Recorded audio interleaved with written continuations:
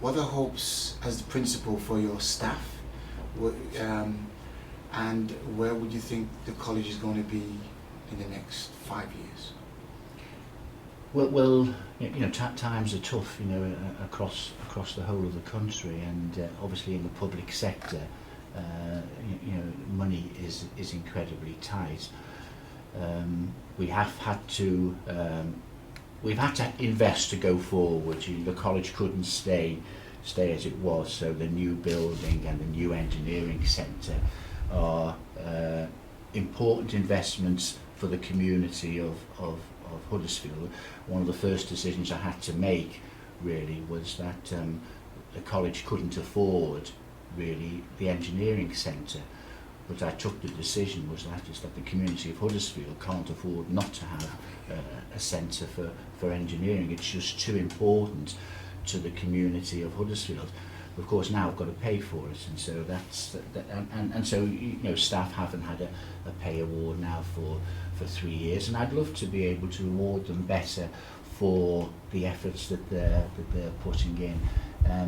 But inevitably, we can't afford to contemplate pay increases. We've had to reduce our costs. We've had to reduce considerably. So over the last 12 months, we've taken £2.7 million out of the budget, and I've tried to do that in a way that is as civilised as possible, to try and treat people in the way that I would want to be treated myself, because at the end of the day I have to make the college budget balance. So my wish for staff over the next 12 months is that they can get the recognition that they deserve through the Ofsted inspection. Clearly we've just had an inspection of our higher education provision, and the report will be published in a week's time, and that will be an outstanding report from QAA on the quality of our higher education provision. It will be a report that stands comparison with any higher education in a further education college in the country. So clearly that has been an outstanding achievement, but our next step now is the Ofsted inspection, which will be over the next couple of months, and I genuinely hope that the staff get the recognition that they deserve for all the hard work that they've put in, because they genuinely love this community. And the students themselves have been outstanding, I have to say. We have some lovely people of all ages who are a great credit to their families and to their community. And we genuinely want to be successful together, but it requires partnership. It requires our staff and our students to see learning as a process of partnership, of working together, so that people can be the best that they can be. What would be the unique selling point of Kirklees College to those students who are in Year 11 of this year? I think one thing would be the unique facilities we will have, so that students will be able to come to a number of dedicated campuses dedicated to the vocational area that the students are interested in. Clearly we will have outstanding facilities both in the waterfront and in the engineering centre, but also in our other campuses. Students get the opportunity to go around to Taylor Hill, to our animal care centre. We also offer actually equestrian out in Glossop in a wonderful private centre that we have a partnership. We have a partnership with Stalybridge Celtic for our sports apprenticeships. All of them are based in wonderful facilities. So that will be one message. I think the message about caring, I think, is important. Our staff genuinely care about this community, and they genuinely care about the young people who come to them. Of course, colleges can be quite daunting places when you don't know anybody. But genuinely, my message to young people would be: you will be coming to a place where people care about you, they care about your success, and they also care about what happens to you afterwards. You know, that's where the interface with employers and the, you know, opening up opportunities for progression.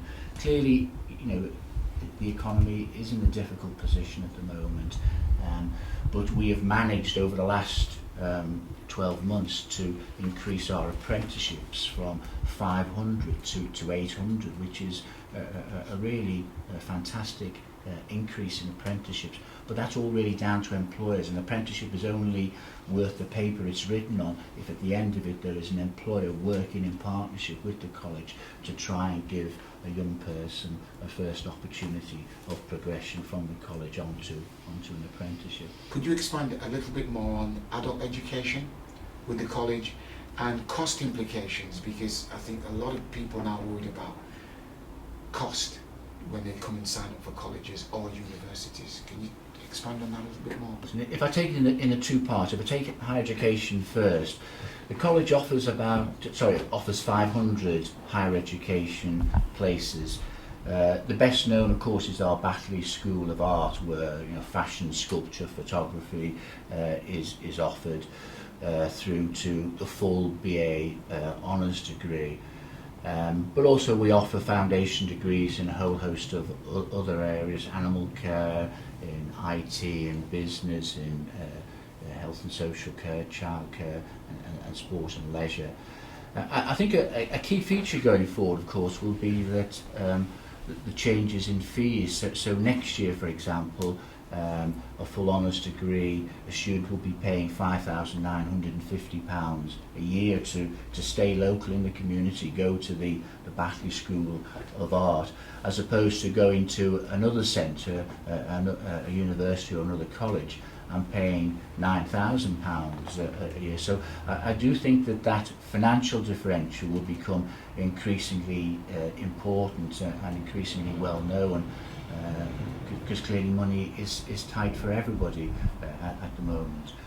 With regard to adult education, when the college got into difficulties both in terms of finances and the quality of the student outcomes, it, I think, quite naturally retrenched back to its main campuses, and I've been working with colleagues and with the local authority who've been very helpful in terms of taking our adult community provision back out into the community. So I think a very well-known change was that the decision I made early on to keep the Home Firth Centre open, because clearly the community wanted and were prepared to support an adult and community provision within that community. But clearly that's just one example, and we've gone out to the community in Dewsbury and Batley. We're going out with Andy up at North Huddersfield Trust School for in 2012-13 and taking, you know, adult and community education back out into that community. So again, that's part of that whole vision of being more outward facing and more engaged with our community, and giving the community adult and community education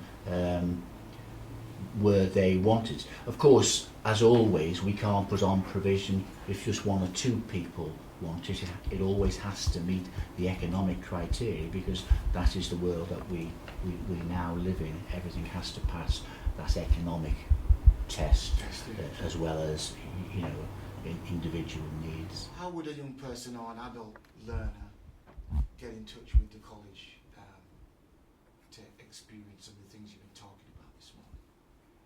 Well, you can always come onto our website, kirkleescollege.ac.uk. Hopefully there's lots of information there about all of the different aspects of college provision, higher education, apprenticeships, full-time provision for young people still in school, and also, of course, you can ring our help desk, or our information help desk, 01484 437 07070. Thank you very much.